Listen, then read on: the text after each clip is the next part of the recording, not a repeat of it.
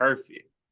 Starting off, Dr. Martin, from seeing you on PBS, I was blown away. And actually, it was crazy timing because I was doing research on hoodoo. I was trying to find experts in the field, and seeing your interview, I was just blown away by it.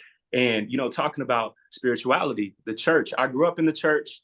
I'm a pastor's kid, all of that. However, I minored in African American studies. I'm at Georgia State, and from being exposed to like different spiritual systems, different ideas, and then being exposed to things like hoodoo, I'm like, we need to have more of these conversations. So, first off, I just want to give you your flowers and say thank you for all the work that you've been doing for years. Thank you. I appreciate it. Yes, ma'am. Yes, ma'am, for sure. Starting off, how did you get started in exploring the worlds of hoodoo, voodoo, and African spirituality? Yeah, so funny. So you mentioned GSU. I went to the real GSU, Georgia Southern, and that is where I was exposed. It's a great story. It was my very first college class ever, 8 o'clock in the morning, freshman comp. Wow. The professor walks into the classroom, and I'm sitting in the back. I'm nervous. I'm like, okay, it's my first day. I don't really know what's happening, right? In walks this beautiful Black woman dressed from head to toe in white. And her energy, I mean, I completely just perked up and was like, oh, who is that? Like, energy just shifted immediately, right? Mm-hmm. So this woman is Dr. Georgine Bess Montgomery. She was teaching then at Georgia Southern. She had just been initiated. And so she was initiated into the Ifa tradition. And so she was in her year of white. Initiates wear white for their first year after initiation. And so she was still in that process when she walked into the room. And so she and I, we connected. And that is how I first got exposed to what African spirituality was. And so I ended up taking a couple classes from her where she focused just on representations of hoodoo and conjure and spirit work in African diasporic literature. And from that point, that was it. I was like, okay, so this is what I'm doing with my life. I love that. And I was just so, I ended up being an English major, so there was that part of it. But then also having the language, finding the language to really understand some of my own experiences and things that I had seen growing up, but I didn't have the language. I didn't understand where it was coming from. Like she really grounded me in all of that. And so, that was in 1998, 97. Wow. 97. And so she's actually teaching now. She's the chair of the English department at Clark Atlanta University. So she is still in the field, still doing the work. And so I really owe, a debt of gratitude to her. And that is how I got started. I love that. Personal experiences growing up, what were those things that you probably saw that can now be explained right now as hoodoo or, African spirituality during this time? Oh, absolutely. So the women in my family, my mother's side of the family is from New Orleans. Right. I had no clue what I had inherited, right? Right. They do dream, my mother in particular, but also there was just a line of women who just knew things, like, so hearing people say, or hearing my mom talk amongst her sisters or other people saying, I dreamt about fish. And now I knew what that meant, somebody pregnant, right? Right. No clue where that came from. Wow. Or things like, how you take care of a woman's body after childbirth, or, certain prayers or things that you do when someone passes on, or what it means to dream about someone, or the fact that people would just talk about, yeah, so, so-and-so came to me in a dream last night and she said to tell you this, so I was very familiar with this idea that you could communicate with spirit. That was not a strange thing, but I had no idea it was grounded in an African way of knowing. And so that was the missing piece. And so I didn't understand that part of it until I got to college and I started to learn about the various religious systems. But it was just Black Southern folks doing what Black Southern folks do, not really know. I don't think they even really knew where it came from. It was just what we knew and what we did. I love that. I spent time in Cuba in college, studied abroad. Santeria, I was blown away by that. And you know, growing up, you'll hear stories about voodoo, Santeria, all these other spiritual systems. However, hoodoo is rarely spoken about. Why is that? So that's an interesting story too, right? So our brethren in Cuba, particularly, and Haiti, they had Hmm. just a slight, we're gonna call it a slight advantage over Mm, what was happening here in the United States. And the real difference is that they were colonized by Catholic mm, countries. So the French, the Spanish, right? Whereas we here in the US, were mostly colonized by the English and they were Protestant. And so one of the main differences there is that the Catholics believed that they were responsible for the souls of those who they enslaved. And so they taught them the catechism, all about the saints. They converted them into Catholicism. But what that also did, and they didn't necessarily outlaw the practice of their African traditions. And so what you saw happen was they're like, oh, they got these saints, they do all this. Okay, we got these Orisha over here. So what we gonna do is we gonna go ahead and bring them together. And I'm gonna mm, say I'm praying to the Virgin Mary, but right. really know that I'm praying to Yemaya or Mm, Oshun or yeah. And so they had the advantage there in that the Catholic were a little more tolerant of African religion and spirituality mhm, overall. Now mhm. here, up and down the South, the East Yep. Coast, Yeah. those British were, I mean, cutthroat. You know, no drumming, no Mm, praying, no gathering at night. You know, none of those things. Right? And they didn't care about Black people's souls, so they didn't feel any kind of way about, you know, oh, they're heathens. We don't care what they do. We're not responsible for their souls because we don't even think they're human, right? And so their approach really pushed the religion underground. It had to take a different form. And so what you see happen is, you know, hoodoo and conjure have lost the organized religious components, right? So you don't see a priesthood, you don't see certain prayers, you don't see the same rituals as you would see in a ceremony for Voodoo or Lukumi or even Ifa, right? Where mm, they have these very specific rituals that happen. What you do see in conjuring hoodoo, though, you see the spells, you see, you know, the herbal magic, the poisoning, the mm, use of the natural environment. You still talk to spirits, right? But you mhm, don't have that structured religious component, right? So you take that mm, out and you have kind of what's left, right? The kind of hands-on practice of using the earth to do what you need to do. mm. I love that. So using things like the earth, right? What exactly is root work? It's a term now that people are starting to go down rabbit holes on TikTok, YouTube, but what exactly is root work? And I already see you shaking your head, probably like that's crazy. But Well, yes. because you know, people, you know, they want to talk about, oh, it's devil worship, it's this, it's Right. that. No, but it's not, right? So Mm, when your great grandmother, you didn't have any other access to medicine, and she told you to swallow that castor oil, yep. that's hoodoo, that's root work, Yep. right? Yeah. It's Yeah. using the natural environment, right? And hoodoo isn't just one thing. Let's just say that, Mm, right? There are layers to this, as they say, right? So yeah. there's the healing component, right, or the medicinal component, using the earth to heal your Mm, body, to take care of yourself, right? But you know, our folks, you know, we had to use what we had. And if we needed to, you know, poison master to do what we mm. needed to do, or use the earth to make sure that we're not bearing his seed because we didn't want to, Wow. right?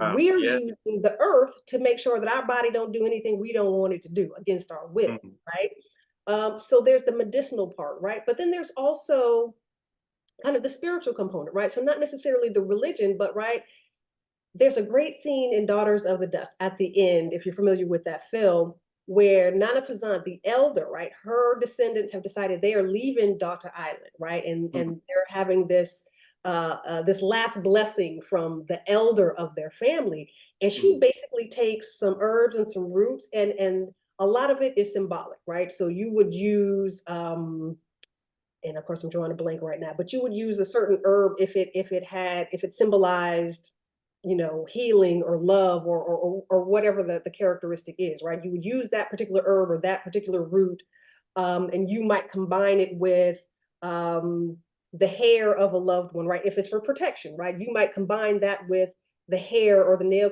clippings or clothing that a loved one wore, right? And you would bind that together. And so Nana Passant takes that and then she binds it and wraps it on top of a Bible, right? And so for her, it's this blessing, right? And she asks all the family members before they take leave of her to come and kiss that Bible with the we're just gonna say the Rootwork on top of it, right? But for her, it's a way to protect her family spiritually, right? She's binding the Bible, right? This emblem of spirituality in God and divinity, right? But also with these physical things that are tied to her descendants, right? So she's putting those two things together and she's creating this ritual in which she is giving the blessing of protection for her family before they leave, and who knows if they'll ever see her again, right? And so you do see the combination of kind of prayer, herbs, roots, but also things from the world that we live in, like the Bible, right? And you can create a spell, right? Or a ritual, however you want to say it, in which you are invoking, right, the power of spirit, the power of divinity to do your will, right? And then of course there's the spoken word. Black folks will tell you in a minute, don't call me out my name, right? Right.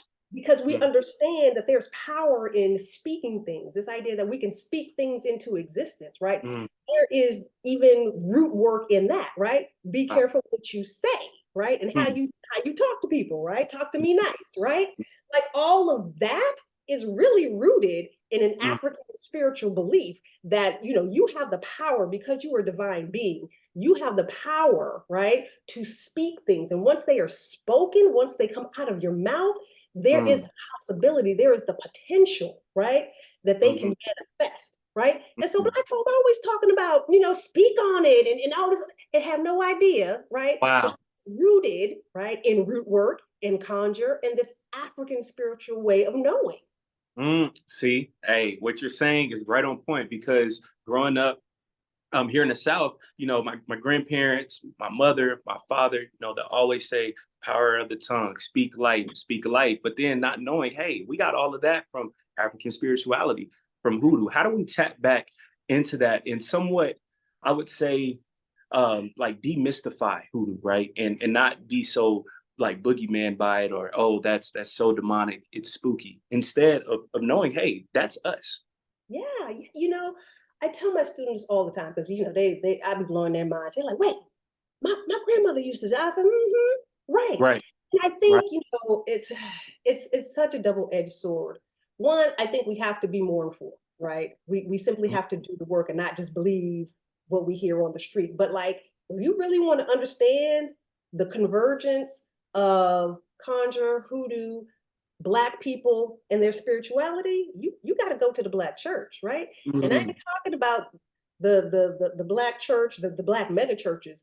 I'm talking about when we first formulated, right, our ideas of worship, right? Because what you see in those early church services, early church practices, and even some, those holiness churches really do channel that very Africanized way of practicing. Are they Christian denominations? Absolutely. But even when we think about things such as, the baptism, right? He used to go down to the river, right? That's right. And Yeah. baptize people, right? Yeah. It's a very different practice that was rooted in our African cultures, right? And yes, it has evolved over time, but I tell people all the time, we like to think that religions are so very different from each other, when really there are a lot of commonalities. And especially when you talk about the Black church and you look at the history of those practices, you can see how these Africanisms, right, made their way into the church, right? And I'm not saying Africa's the only religion where you might catch a spirit, catch the Holy Ghost, speak in tongues, right? Yes. Where you might need to dance up a frenzy in order to catch the spirit. I'm not saying it's the only one, but when you talk about the Black church, and particularly in the American South, like you have Right. to understand that those practices came out of and are grounded in the history of enslavement and the Mm, history of enslaved Africans, right, who brought their religious practices with them. And if you approach it from that perspective, I think it's easier to digest for those who have some difficulty. It's easier to yep. digest the idea that we never left Africa behind, Mm, right? And even in 2024, we can still see evidence of our African selves and our African heritage in the way that we practice religion. And I am talking about the Christian church, right? yep. We especially in the Baptist church, especially Mm, here in the South. There's another scholar, Yvonne Chirot. She wrote a book called Black Magic, and one of the chapters is dedicated to, the title of it is, we all believed in hoodoo a little bit, right? And she talks about how people would go to church on a Sunday, right? mm, But then, after the service, they talking to the pastor who was also the hoodoo man, and right. they having side conversations because it was not separated. I think Mhm, as we came out of enslavement and we became more focused on racial uplift and respectability politics, I mm, think we moved away. We wanted to be separated from this idea of slavery and the slave past, and we wanted to be considered, upright citizens and respectable and equal to other Americans. And I think in that process, we lost sight of the fact that that is our history. Whether you want to claim it or not, that's what it is, right? mm. And there's nothing wrong with it. Yes. More there's nothing wrong with it, I and love it's that point, alive and Doctor. well. Let's be Yes, sure. that's right. I love that stance because I guess like for me personally, growing up in the South, seeing people, I would get just so frustrated because I would say, man, voodoo is not this scary thing. Voodoo is not this scary thing. And how do we just reconnect and build that bridge, right? Of knowing that all of these things are a part of us and that we don't have to feel separate from voodoo. We don't have to feel separate from voodoo, and that it's not this demonic concept overall. Right. Well, I always throw the question out: who told us it was demonic? There you go. And There you go. there's a very clear answer, especially when you're talking about Haiti, right? Uh, Mm, yeah, yeah, so Haiti has taken the brunt for all of us, right? Because yeah. when the revolution happened and they was slicing folks with machetes and Right. doing all the things that they did in the name of freedom, right? Mm, Trust and believe those French colonists were writing stories. We have mm, letters, we have newspaper articles, other correspondence of how they were describing, these freed slaves who were now rebelling in the that's right. terms of, they were worshiping the devil and there was blood Mm, everywhere. And they created this sense of horror around African spirituality because they couldn't control it and they didn't know what it was, right? And so if that's the narrative that you're taking, like I think you should kind of question that's why right. why That's right. they were saying that voodoo was demonic, right? They had a very clear purpose, right? And I think Haiti, even in 2024, you look at what's happening in Haiti right now, and they are still dealing with the impact of Hmm. how whiteness responded to African That's spirituality. right. I think we'll just never escape that. We will, if we're living Mm, here in the West, we will never escape that. And yeah, so it carries a lot of weight, but they intended it to. They that's intended right. it to do exactly what it's doing. Yes, that's a fact. And I would see, sometimes if you say, I want to thank God and the ancestors, you can Mhm. get side eyes like, Oh and the ancestors. yeah, oh But yeah. then those very same people talk about guardian angels, right? Not knowing it's the same concept. How do we try to like unravel that whole thought process of instead of saying guardian angels, it's your ancestors, and then knowing, hey, we've already been praising all the people who came before us already. Right. Because we like to say I stand on the shoulders of. Yes, you Wow. absolutely do. And there's nothing wrong with that. For Wow. me, I've just learned, I pick my battles and sometimes It's- I have to know my audience. And mm, If they're not ready to hear the word ancestors, then that's fine. Guardian angels, like however you want to spin it, because honestly, for me, it's the same thing, right? Mm. It's the same concept. And if it's more palatable to you to say guardian angel, I'll use guardian angel, but That's also true. no, right? And, I tell my students also, and I talked about this on the PBS documentary, right? Mm. When you have a whole mantle full of pictures of your deceased relative, There you go. Yeah. right? Yeah. And, Yeah. and people want to get all bent out of shape about ancestor reverence versus ancestor worship. We don't worship that. Semantics, right? Mhm. I'm a literature professor. We can play semantics and words all day long, but at the end of the day, it really is simply honoring the memory of those who Mm. came before you, right? Um, and not necessarily seeing them as a god, right? But Mm. understanding that as part of the divine, right? They have now, if we believe, right, that when we die, we go to this heavenly place, or heaven for some of people, we go to heaven, right, and we are closer to the Most High God, the Creator, right? If we take that narrative, if you believe that, then why do you think, why is it so strange that those same spirits who have ascended to heaven and who are now part of the divine world would not be able to access, right, Mm. the power of their divinity, right, That's and right. be able to communicate and protect and visit people in dreams, right? Mm. Guardian angels, again, call it what you want, but I think the world is evolved enough to recognize that that belief, exists almost universally. And Right. and so, yeah, y'all can get bent out of shape about it if you want to, but ancestor worship, ancestor reverence, Mm. guardian angels, all of it, to me, it is very interchangeable. And I would argue that. Yes, ma'am. No, for sure. I'm with you. Access to the ancestors, right? How do we properly communicate with our ancestors through Mm, those channels, whether it's through dreams, whether it's through prayer, all of those methods? How do yeah. we go about that? I mean, I don't think there's a right or a wrong. I think certainly if you are so inclined, you can take steps toward, a spiritual journey and becoming an initiate and learning all of the sacred traditions in which those things are carried out, in a more structured religious sense, right? So Mhm. Voodoo, Lukumi, Palomayambi, all of those things, right?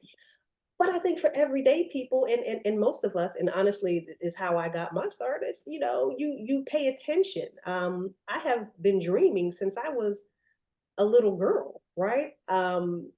People have been coming to me since I was a child, and again, while I didn't have the means and the language to understand that it was part of this longer African spiritual tradition, um, I had to recognize that for me, the way that I do it is through dreams, right? That is Mhm. the easiest, we be doing work through dreams, over here, and it's easy for me. That is, they speak very clearly to me in my dreams, right? And so that's what I am most comfortable with, right? But I mean, I also pray, right? I Yeah. also um, I do have altars in my home, right? Because that is my thing, and I'm comfortable with that. But I don't know that there's a right or wrong way. I think you pray.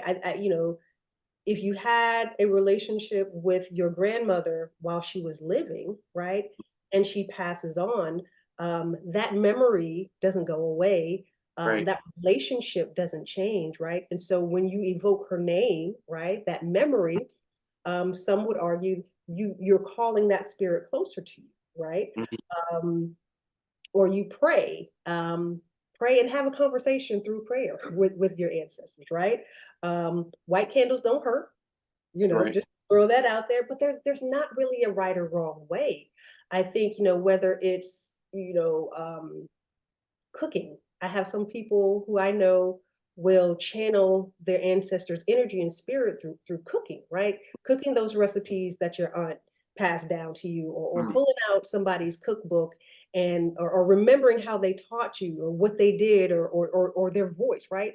Having recordings of their voices, right? Mm. It's a way to connect to that energy. So I feel like it's almost limitless, right? You have to find what you're comfortable with, right? And it's kind of trial and error, because some people will get results right away. You mess around and light a candle and play a old voicemail, she might, that happened to me actually one time. I went to visit my great grandfather's grave. I had never met him, but I was out in LA and he was buried there.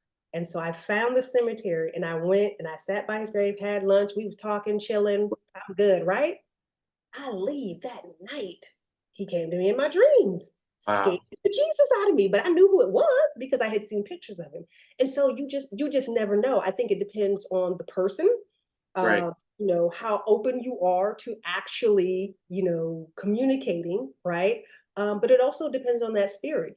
Does that spirit want to be communicated with? Does that spirit have something to say? Because sometimes they'll be quiet and sometimes they're at peace and they're like, no, I left this world, my place is over here. So, I mean, I just think there's so many variables. But I think it starts with your belief, right? Mm-hmm. Actually believe that you can communicate. Yes, ma'am. Yeah. Yes. Why do you think dreams are used as like one of the top methods and forms to communicate with the ancestors sometimes? Hearing people say, hey, I saw my grandma in my dream, my aunt, my father. Why is that all the case most times? Yeah, that's a great question. And I don't know that I have an articulate answer for that. But I think, as I think about my own experience, I think it's just easy. And Mhm. sometimes, spirits know who they're dealing with, right? Right. They know if you're a scary person and you can't deal with like people materializing in the Right. room, right? Because Right. that's me. I'm gonna need you not to be showing up. I don't need to see anybody in the Right. flesh. It is too And much. Yeah. it's too much. It's too much, right? But you can come to me in my dream, show me a whole story, and I will wake up. I'm going to write it down, right? I'm going to Mhm. analyze it. It just stays with me in a way. And I think when we think about dream space, and I'm no psychologist here, right? But when we think about the unconscious and when you're in your REM sleep, right? Dreams Mhm. can be, you definitely suspend belief, right, in your dreams. All sorts of things can happen, and you believe it because it's a dream, and you're like, oh, it's a dream. I'm less frightened of things that will happen there, and so when something fantastical happens, like a dead person coming to Mhm. visit you, sitting you down, telling you, oh, check this, do this, this is what's going to happen, or telling you or warning you. I think, we are programmed to believe it more if it's in a dream, right, than if we literally hear a voice talking to us in the room, Right. right? So yeah, that's what I have to offer for that. Yeah. Yeah. No, for sure. Dr. Martin, do you think it's possible to be both a Christian, especially here in the deep South, and also practice hoodoo? Because a lot of people believe, mistakenly, of course, that I have to choose. Like either it's my Jesus or it's this spooky hoodoo thing over here. Or can we just coincide with both at the same time? Is that possible? Absolutely. And for a Right. long time, Black people in the South did just that. For And sure. honestly, it's probably still a lot of people in the South that still do that, but they're not Yeah. going to talk about it, right? Right. Right. Yeah, I think, you have to think about hoodoo as being really expansive, right? Mhm. Again, it's funny because I chuckled when I saw those memes around New Year's Eve, and they're like, Mhm. listen, if you cooking collard greens and black eyed Mhm. peas, you Right. practicing hoodoo, right? That's And nobody wants to think about it that way, right? But these are practices, folk practices, that came out of this belief that this green leafy vegetable, right, somehow represents money, and black eyed peas mm, somehow represent good luck, right? yeah. And nobody can tell you where that comes from, right? But Mm, we do it religiously, right? Because it's part of our practice. And we also, some of us go to church, on New Year's Eve as well, right? While that's right. while those black eyed peas are simmering in the pot, right? Last night. Yeah. Yeah. So I want us to be very careful about this idea that we have to choose, right? Um, We don't. And again, hoodoo is not necessary. It doesn't always have to lean so deeply into the spiritual and the more structured, organized religions, right? You can, like I say, live in the world of cooking greens and black-eyed peas and still be part of this continuum of conjure and voodoo practice, Black folk practice, right? And I mean, we survived because we believed in both, right? And that's the reality, is that, you know, our people in this country have gone through hell and back, and we made Mm, it through that's right. because we were able to reach into our belief system that was more expansive than just black and white, more expansive than, Christian and heathen, right?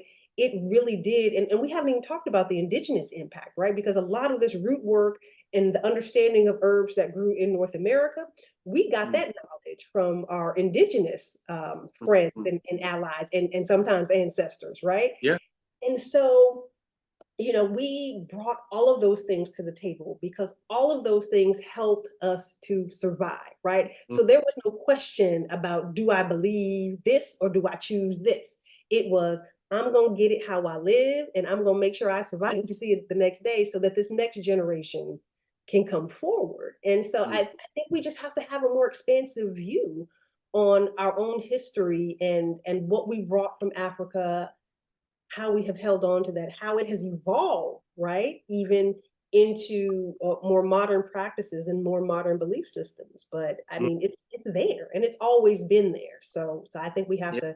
we have to put that down, right? Stop Mm. stop thinking, the devil is going to, I don't even I don't even know, but just stop. Just Yes. put that down Yes. and understand that this is part of a very rich cultural heritage, particularly when you talk about the Black South, like it's there all day, every day. Yes, ma'am. Love that. Indigenous culture, history, and impact. What did that have on Voodoo, us learning more about Voodoo, practicing it, all of that as well? Hmm. Yeah, it's so there's not a great deal of research, right, that we can pull from. But what we do know is that, a lot of indigenous people, right, were having the same problems with the white folks as we were, right? Right. And particularly, so I'm here in Charleston, South Carolina. When we talk about the history of the Stono Rebellion, right, Mm, there were a group of slaves who revolted, massacred the white people on the plantation, and they were headed down. Uh, Here what is Highway 17. They were trying to get to St. Augustine. Um, mm, why were they trying to get to St. Augustine? Because the Spaniards and the indigenous folks said, if y'all come down here, right, mm, we will give you refuge and protect you. And so there was, and I forget the name of the actual community. It's Fort something, but there was a whole community of refugees, right, mm. escaped slaves who Yeah. were living among and with the indigenous populations in Florida, right? And Yeah. so when you think about that, they're mixing socially, they're mixing in terms of their knowledge, they're intermarrying.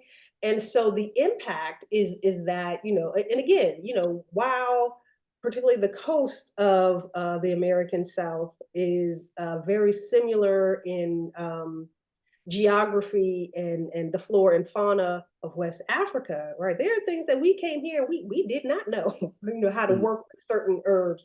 And so we're learning, right? We're learning from these indigenous people who, have such a robust reverence for the land in the same way that our indigenous African ancestors did. And so there was there was a natural synergy rather right.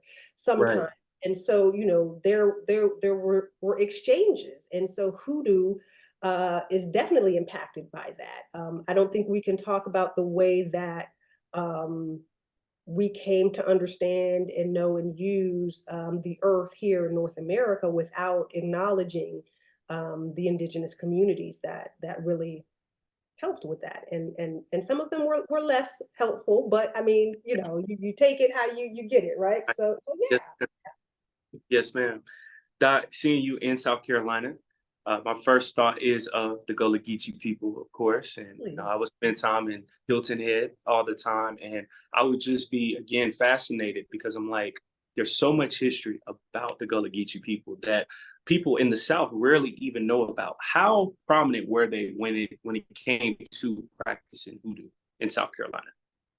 You know, it's interesting because when we talk about the Gullah Geechee, right, we're really talking about, as far north as North Carolina, Wilmington, North Carolina, all the way down to, some parts of Florida, right? And we're Yep. talking about enslaved Africans who were living in the barrier islands. And so they were Hmm. isolated, right? And so they Yep. were able to maintain their cultural beliefs and practices in a way that a lot of enslaved people on the mainland and further inland just were not, right? And so when we Mm. think about a place like South Carolina, Charleston, South Carolina, or Hilton Head before it became Hilton Head, right? Right. Or Right. Harris Neck off the Mm. coast of Georgia, Sapelo Island off the coast of Georgia. When we think Hmm. about those communities, they were doing what they knew to do to survive, right? And so the practice, I think, we have to understand that the practice was less disturbed, right? And so they were able to continue these practices um, more so than other groups of people, right? Yeah. On the mainland. And you know, the other thing that I want people to understand is when we talk about the Gullah Geechee, yes, we talk about the Sea Islands, right? We understand how socially that isolation impact their ability to hold on to African customs and language and all of these things, and the way that they cook and the way that they fish and the sweetgrass baskets, all of these beautiful things, right? Um, but we also know that Africans moved across the country, right? That's right. And so those same cultural remnants also Mm. moved across the country in some ways, right? And particularly when you think about a place like New Orleans, right? And it's funny because my mama's family's from New Orleans, and my daughter's father's family is here from Charleston, and we have these battles all the time Wow. about who cooks gumbo better, right? Here they do red rice. I'm like, that ain't nothing but jambalaya, And so it's really interesting. And then don't get the West Africans involved, right? Because they're talking about Mhm. jollof, right? Yeah, But exactly. my point is, you see these continuities, right? Mm. Wherever people of African descent are present, and it's not by accident that the Gullah Geechee right here in Charleston cook red rice, and that over in New Orleans they call it jambalaya, but it's essentially a very similar dish, right? And and so it's like, yes, we can focus on the coast, but we need to also understand that wherever enslaved Africans were, especially if they were fortunate enough to gather in community of some sort, Mm. if they had that level of freedom, and many of them did not, then they were absolutely returning to what they knew, right? Mm. The way they cooked food, the way that they prepared, did hair, the way that Right. they took care of their bodies. And so, those hoodoo practices, right? Even in the cooking, right? Um, Mhm. they they exist across the country, Mm. not just here in South Carolina, but I do understand how we do focus on the corridor and why it's so centrally concentrated, right? Because they had different ways of maintaining than other folks. For sure. Doc, what do you think makes Black folks in the South so spiritual? Because whether you can see churches in like LA, Detroit, maybe New York, but when you see churches on a dirt road down Mississippi or Louisiana, Georgia, Mhm. South Carolina, Alabama, it's a completely different experience. What do you think makes Black people, particularly in the South, so spiritual? That's real simple, right? Our African spirituality, the fact Mm. that we're holding on to those practices, and they have been embedded in the culture, right? Mm. Yeah, and it's funny because that's neither here nor there. But you're right. There is definitely a difference, right? But you have to think about the politics of space too, right? You're Mm. talking about these people who are, the site of both horror, right? Mm. Because Right. a lot of us fled as soon as we could. We left the South, right? Yeah. So Yeah. this site of horror, the site of our inhumanity, right? Mm. But also the site of our most recent ancestors, right? Our people Mm. are literally still buried in the ground here, right? That's You know, some of yes. us are fortunate to still be able to go to that old church down that country road and go to the cemetery and Yep. see your generations represented there, right? And Mm. so the South is, you know, this kind of, there are two sides to this coin, right? And so, but all of that spiritual energy, right? Our bones and blood are in the dirt, right? This place where we gave our blood, sweat, and tears, where we birthed a people, where we birthed our culture, right? Mm. Um, it just holds a lot of that energy. And some of it is intention, right? Because Mm. some folks are like, yeah, my bones might be resting here, but I am not at rest, right? So then you have, you know, Charleston and Savannah, I love y'all, but y'all love to talk about being a haunted city, but not talk about why y'all are a haunted city, right? Wow. Yeah, yeah. And so there is just this angst, there is just this spiritual potency that pervades the South, because it has a very spiritually complicated history. And Yes. you know, I believe that. I can remember the very first time I went to Savannah as a Mm. college student and going to River Street and being like, whoa, what is this? You know, Yeah. and Yeah. literally going through I think it's one of the shops that's in the kind of catacomb. I forget the name of them, but you can put your hands on the bricks and the stones where they were holding Yeah. enslaved people when they got off the boat, right? And you can put your hand on that wall, and you Feel just the energy. Yeah. feel the energy, right? Yeah. Same with Charleston, Mm. and New Orleans and other places, right? Where we particularly where there were very large groups of Mm. Africans coming in and out of that space, and not just enslaved Africans, right? But there was a lot of spiritual tension in these places, and death and horror and you know all of these things. And so I think that for the South, that energy sits here. But Mm.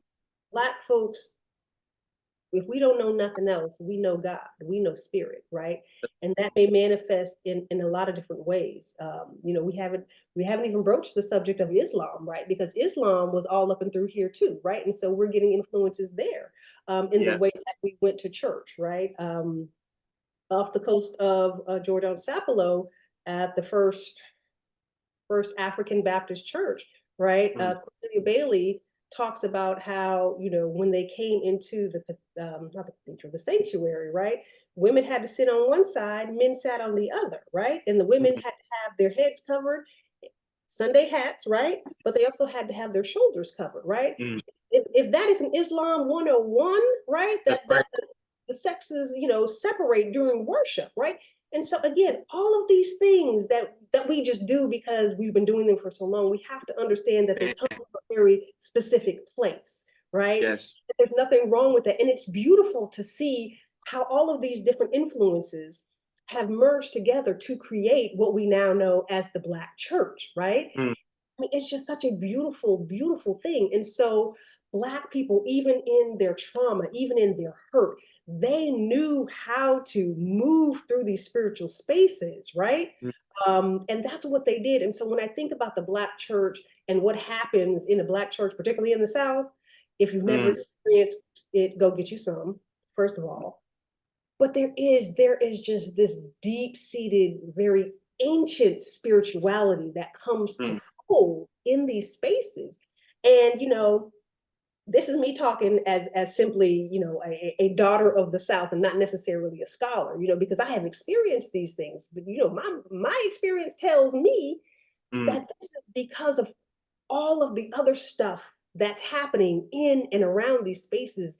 And again, in order for us to survive, right, we needed to find our spiritual grounding. And we did that in the best ways that we could, using all of the things that this new world offered to us, right? But Mm. grounded in our African past, because that's what we best and that's what we knew first. Mm. Come on. Dr. Martin, I cannot make this up. my next line of questioning, it was about to be about Islam and Islam's remnants in the Black church. So here we go. No. There is this one gospel song. It escapes me at the moment and it's killing me. But one of the lines in the song talks about praying to the east, right? And I'm just like, wow, like all this stuff is right there in front of us. So if you can, of course, in the South, everybody is major Bible thumpers. However, most of us don't know before this, we were 9 times out of 10 practicing Islam, especially throughout West Africa, right?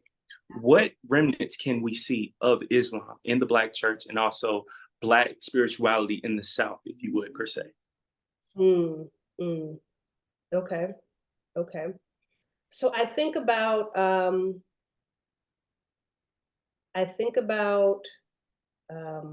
Equiano, who wrote a Mm, slave narrative. And his first 2 chapters talk about he was about 11 years old when he was snatched mm, from his village, his Igbo village in West Africa. But in those first 2 chapters, he walks us meticulously through all of these rituals of his village.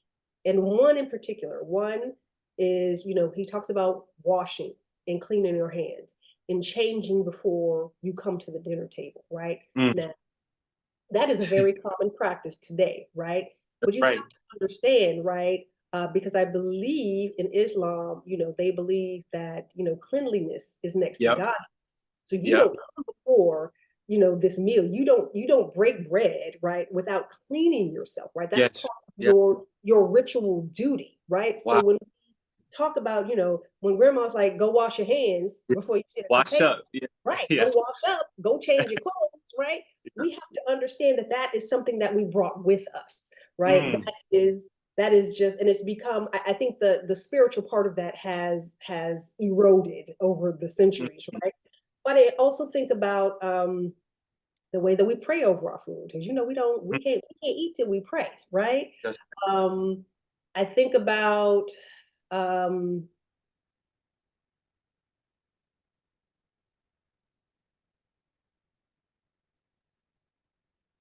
I think about even our burial rituals, right? mm, We've gotten probably a bit further away from this because of the advances in embalming, right? But there was a time where embalming wasn't happening, nor was it available to us, right? And there's mm. you bury the person within 3 days, right? Yeah. That Yep. is a Muslim tenet. My Wow. father converted to Islam, and when he passed, it was like, all right, I got 3 days to make this We happen. got to make it quick. Yeah. Yeah. Whatever it's going to be, right? It needs to happen in 3 days. And because that was his belief, I wanted to honor that, right? But I think about that. I think about our I already explained, the separation of the sexes in the church, right? Mhm. But we even think about the hats, right? I mentioned the church hat, this idea that your head needs to be Be covered, right? covered. Yep. Right. And that's again, I'm talking about Islam, but we could talk about how that is in other religious practices as well, right? But so Right. some of those things are some of the threads that I see in the way that the Black church practices, right? And even there's this beautiful scene in Daughters of the Dust where they're reading from, you see this group dressed in white and they're going to the river to be baptized. The brother opens the book, but he's speaking Arabic, right? Because Mm, it's so much a part of what they did, and it was not a strange thing, right? So you had Islam, you had systems like Ifa, you had indigenous religion, you had Christianity, Catholicism. All of those things converged, right, to help us develop our own sense of spirituality and our own practices, right? mm. And still to this day, that is why 11 o'clock is the most segregated hour, in America, because we do things that our white brothers and sisters just don't do in their That's churches. And it's fine, right? that's We right. create our own stuff, and that's just what it is. That's just what it That's is. right. Yes. Dr. Martin, you've been great. I probably only have about 5 more questions for you, so I won't hold you up too much longer. Great. Seeing your presentations on YouTube about Black women's depiction in media when it comes to hoodoo and voodoo, I love that because one of my favorite shows was American Horror Story, right? Mhm. And the Coven season, based out of New Orleans, of course, Angela Bassett, her character, seeing how she was depicted. And then Mhm. to your point, Princess and the Frog, seeing that. Do you feel like it's somewhat exploitative, or do you feel like it's more of a accurate depiction? How do you feel about how Black women are even depicted in that space to begin with? Oh, yeah. So I think that exploitation is real. Hmm. We're talking about Hollywood for the most part, right? So their bottom line is we need to make money, right? We need to For tell a sure. good story and we need to make money. So we can't get away from that. And I think it also depends on, who's behind the film, because I think in more recent times, we are seeing like Queen Sugar, the Uh, first two episodes where we see the family dressed in white burying the father, that was so African, mm, that was so African, mm. right? But also there's a scene where we first meet oh my gosh, I'm forgetting her name. The dark-skinned sister. I forget her name. But she is praying to Oshun. We're Mm, going to her bedroom and we're seeing this altar, right? And so that series really depicted, I think, a very healthy version of mm, what a how a Black woman who practices hoodoo, right? What she looks like in the modern day, right? I think that was a beautiful depiction, right? And I'm very interested in how Angela Davis, Angela Bassett, performed the role of Marie Laveau, right? mm, I was very entertained. Don't get me wrong. And I think that they did some really incredible things. I think one, by choosing Angela Bassett, they pushed back on this notion of Creolism, right? Or mm. Creole, and the fact that Marie Laveau was supposed to be this very beautiful mixed race woman, right? And here we Yeah. have Angela Bassett with her fine self coming in Mm, there, mm, and pushing back on that. So I think, my approach has been to kind of take each representation, on its own and really kind of break down what is happening, because I think there are people who are trying to be accurate. They are trying to be respectful of the tradition. And I thought the Coven did a pretty okay job. Now they definitely resorted to some problematic tropes that come to mm, us out of the American invasion of Haiti, because this is where we get mm, all of the Hollywood notions of voodoo, right? But I think at face value, I think there was a stronger attempt to be mm, more respectful and represent the tradition, you know, um, in a respectful, honorable way, and still be mhm, entertaining, right? So I think it just depends on what the film is and who's directing it, who's the writer, right?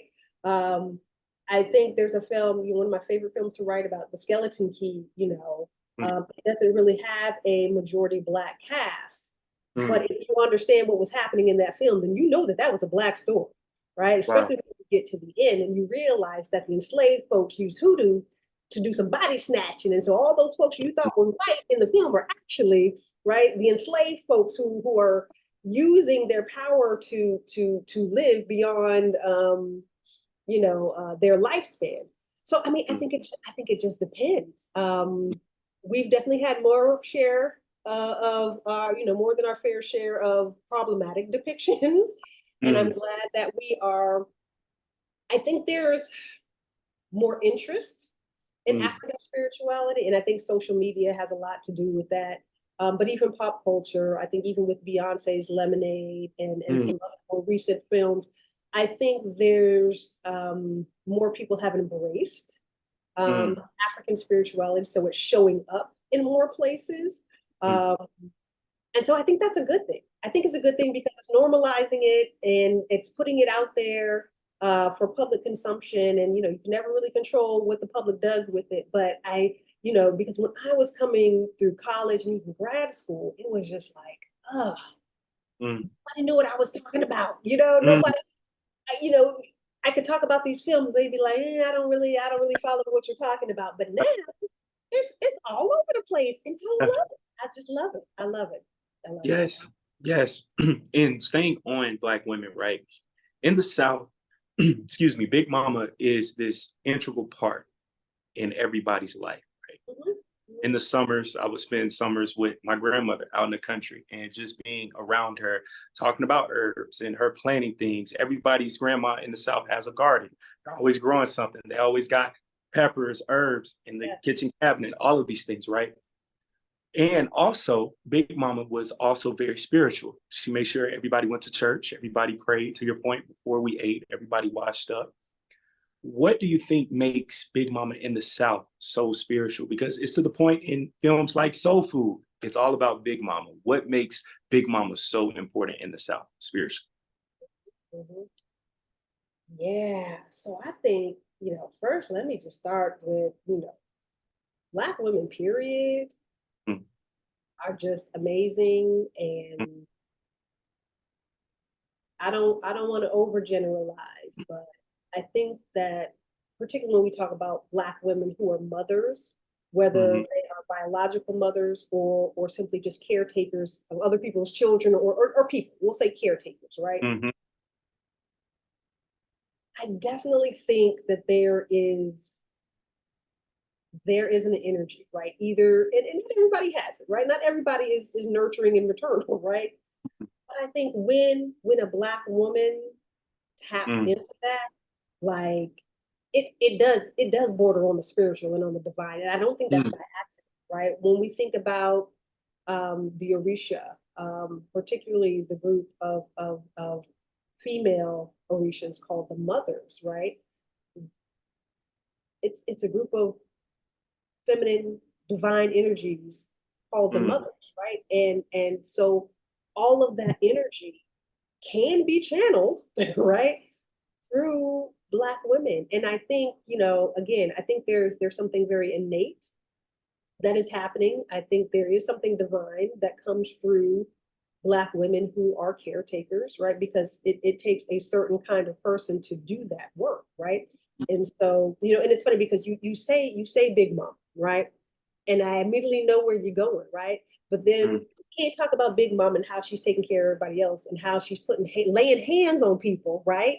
Healing people, right? Whether she's the midwife, whether she's the hoodoo mm, lady, whether she's the cook, she's doing mhm, all of the things to make sure our bodies are well, right? mm, The flip side of that is that ain't nobody taking care of Big Mama. And we know that Big mhm, Mama, we think about the movie Soul Food, right? What happens to Big right. Mama? She Mm, still takes care of herself, right? And yeah. so her health Wow. suffers, and we fall on these tragedies, right? And so I think it's such a double-edged sword. But I think you're absolutely right. The Black women, they are our caretakers, and again, try not to overgeneralize, but right, For sure. particular line of Black women that you're thinking about, right? These elders, right, who have Mm, survived hardships, who have birthed children, probably have lost children, right? mm, Because Big Mama don't talk about that, but all the Big Mamas I know, come yeah. to find out, guess what? They've lost their child or two, right? Um, but they survived and they were able to give themselves in such a way that they made sure that those children who did survive were healthy and strong. And so I think, I don't, I would not have talked about them in terms of being deeply spiritual, but I think you're right, and I think they're tapping into something, to a divine energy that really aligns with that type of work, right? Mm, And whether I'm not going to kind of get into the, oh, they must be aligned with this person, or looking into this particular religion, because I don't think we right. can narrow it down to that.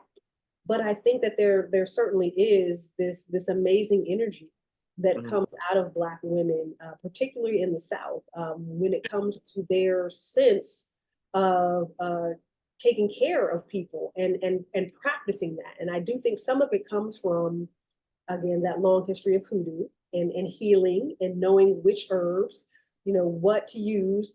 I need to be able to go into my cabinet and get out mm, whatever I need to heal yep. this body, right? And understanding that they have spent a lifetime curating, right, Mm, that knowledge, and because they didn't have any other way, right? It's amazing what we can do when we don't have any other options. And so I think all of those things come together to really help us understand, right, how special Big Mama really is. Yes, ma'am. Dr. Martin, one of my very last few questions from 2020 and earlier in this conversation, you actually brought up Power of the Tongue, right? I would see, of course, just like everybody else, whether it was George Floyd, Breonna Taylor, on and on and on, Rayshard Brooks, everybody would say their names, right? In that moment, I'm thinking, hey, we don't even know that we're practicing hoodoo in this moment, talking about say their names. Because why is that even important to begin with? So we don't forget this person, right? Or we'll see T-shirts when Michael Jackson passed, everybody's selling Michael Jackson T-shirts, right? Or myself, I love artwork. I'll have artwork posted up in here of Malcolm X, Nipsey Hussle, just all the people who passed up before us, Toni Morrison. But I would get kind of like this internal argument with myself, right? Is it innate already, or is this learned behavior, right? Because we would pour libations in films like Boys in the Hood on the dead homies, right? Not homies, even, right? Not even understanding what we do. Yeah. And I'm like, we don't even know in those moments what we're doing. However, I feel like we still do know, but like we can't put like a true name on it in that moment, right? So do you feel like us practicing hoodoo, African spirituality, do you think that that is learned behavior, or do you just think that that's already inside of us to begin with? Well, I think when we're talking about the present day, I think it's a little bit of both. I think for some people, it is learned behavior, right? We do these things because this is how our family did them.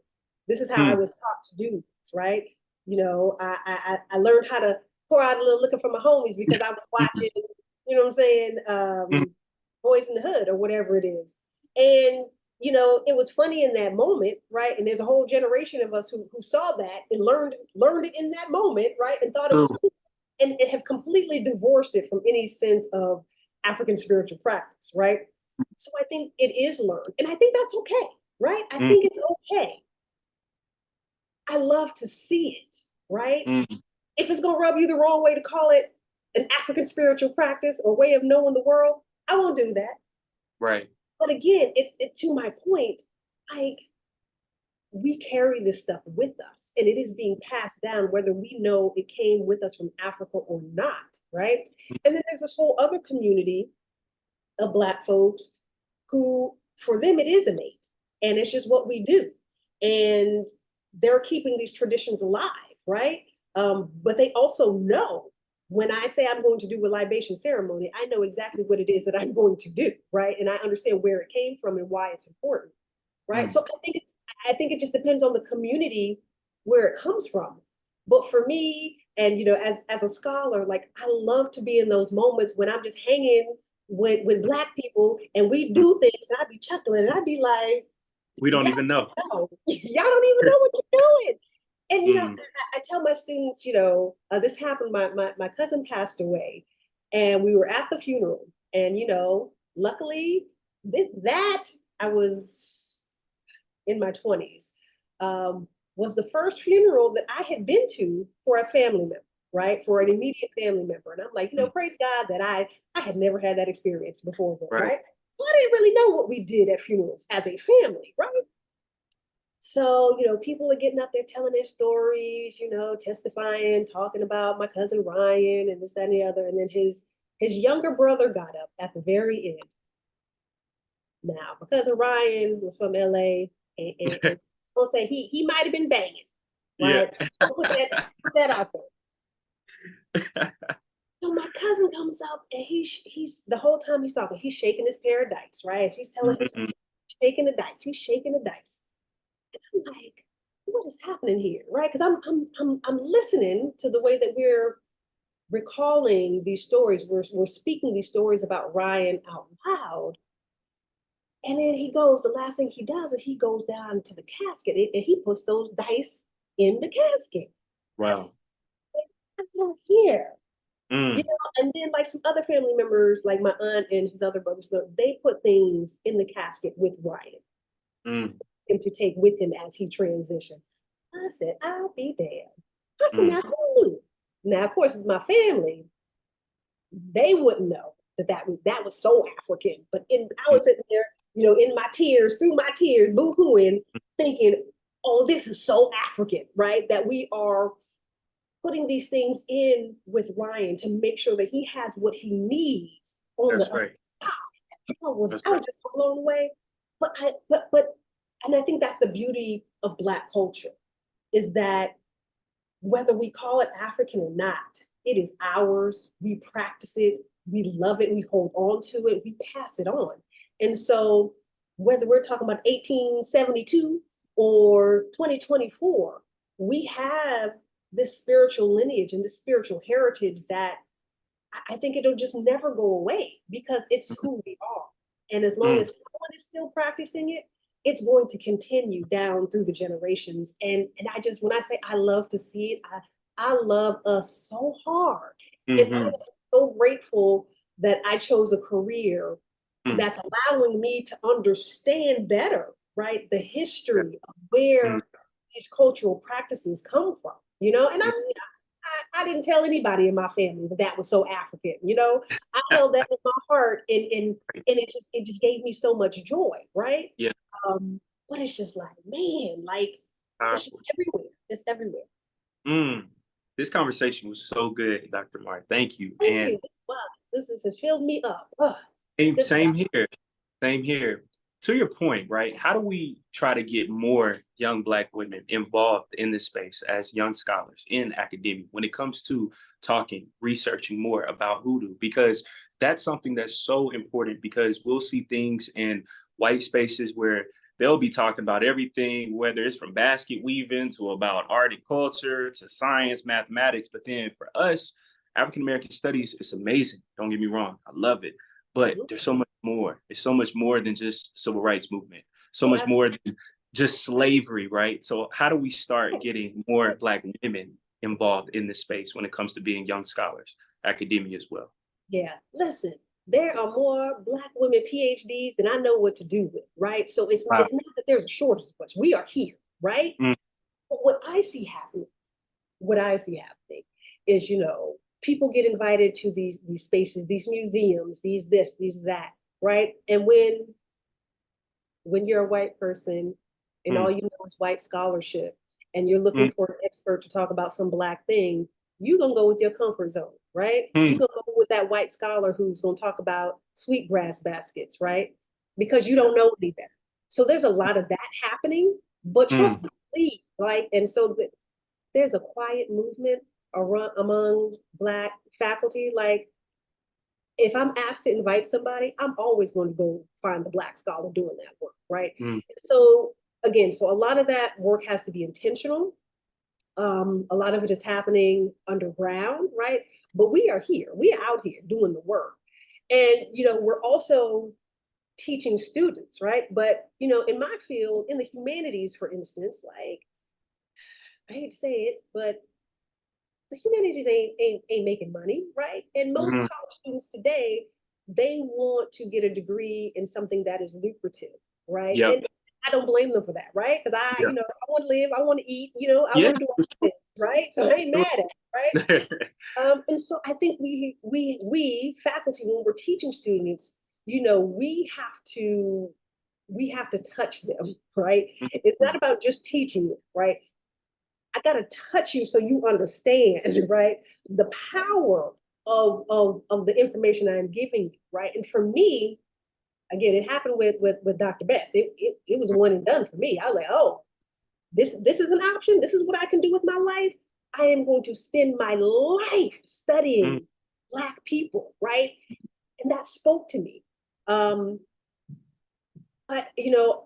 and I've been doing this for a while now. And I have to say, it is hard to get students to major in areas like the humanities, whether it's history or anthropology or English, even in African American studies, right? They like to take the classes and they like to minor in it, but folks seem to think that they can't do anything with African American studies. And I argue, like, listen, you give me one other degree, I will show you how African American studies aligns with that, and you can do phenomenal work, right? I be blown away. Like, You want to go in medicine? Guess what? There are a whole bunch of racial disparities in Right. healthcare, right? You're going to need an African American studies degree to put that in context, right? So like, you can do so much with African American studies, but I don't think that we as a discipline have really pushed that message, right? Because again, students are like, I need a job. I want a career. And they're not really seeing how you can layer African American studies on top of any other degree, right? Whether you're talking about even computer science, right? Because we can talk about the absence and the bias in technology because it That's ain't right. people doing that work, right? So again, it fits anywhere, but that's not the message that's being pushed forward, right? The message is, you know, DEI and civil rights and go be a history teacher. And there is nothing wrong with being a history teacher, right? But there's just so much more that you can do with African American studies, right? I like to read. I realized that there were a plethora of Black authors that I could spend my life studying instead of Shakespeare. Yes, ma'am. It's a no-brainer for me. Mm. Right? So yeah, I think we have to do a better job with touching students, really making an impact in how they understand how and where African American studies enters the world, right? There's not a place, especially if we're talking about the United States, there is not a segment of any industry, right, that cannot be impacted by an education in African American studies. Shoot, I feel like everybody need to have an education in African American studies. You know, it might stop some of this foolishness that's going on. You know, that's just me. Dr. Everything that you just said is right on the money, right? I majored in media and journalism, but I minored in African American studies. And I wouldn't be doing what I'm doing today, having Black conversations, if I didn't minor in African American studies, because that changes your entire perspective on the world, how to center Blackness into things. So everything that you are saying is true. And I tell every kid who I meet, whether I'm speaking out of school, whatnot, that if you are young, if you're Black, take at least one African American studies course. It will change your life. You'll start reading more. You'll start writing more. So everything that you are doing right now, I just want to give you all your flowers to say that you are doing great work, amazing things. And on the way out, to its core, in its true essence, what is Hoodoo? So Hoodoo, I think Hoodoo, to put it plainly, Hoodoo is the practice of using the natural environment and your spiritual inclinations to manifest the life that you want. Whether it's health, whether it's your spirituality, whether it's praying for that child that you want, whether it's praying for the man or the woman that you want, right? Yeah. Hoodoo can be used for all of those things, you know, protecting yourself from people who mean you harm, all of those things, right? So it's an understanding of spirit, but also of the natural environment and how as you know, we think about ourselves as human and being part of the natural environment, right? We are also connected to the divine. And so those three things, right? Spirit, humans, the natural world, those three things combined, and you know, you can make some things happen if you know what you're doing. Yes, ma'am. Dr. Martin, thank you so much for all of your time today. I know you're probably extremely busy. Where can everybody follow you? Sign up for some of your classes if they're at your school. Keep in touch with you, all of that good stuff as well. Okay. So I don't have a public facing social media, but no, I do. You can find me on LinkedIn. I am there. So if you're interested, media. Yeah, if you're looking for, you know, my professional accolades or how to get in touch with me, you can find me on LinkedIn. I teach at the College of Charleston. I'm a professor of African American Studies in English. I will be on sabbatical next fall, but you can find me. I'm sure I'll be teaching. I don't even know what I'll be teaching. Something in African American Studies in English next spring. And you know, it's my pleasure. I get so much joy out of doing this work, and I'm always happy to share what I know, what I've learned with the people, right? Because you know, not everybody's sitting in the library reading my academic book, right? You know, I want to touch the people because that's who I'm That's what I'm talking about, right? Black Mm. people. And so thank you for reaching out. Thank you for doing the work and being so interested in what I'm doing, right? You know, I get geeked out like, oh, somebody's reaching out to me because they want to talk to me. Nah, Like, for sure. that's dope, right? That's the Yes. highest compliment. So thank Mm. you for reaching out, and I wish you all the best Yes, with ma'am. your media production. And I Thank can't wait to see what's next.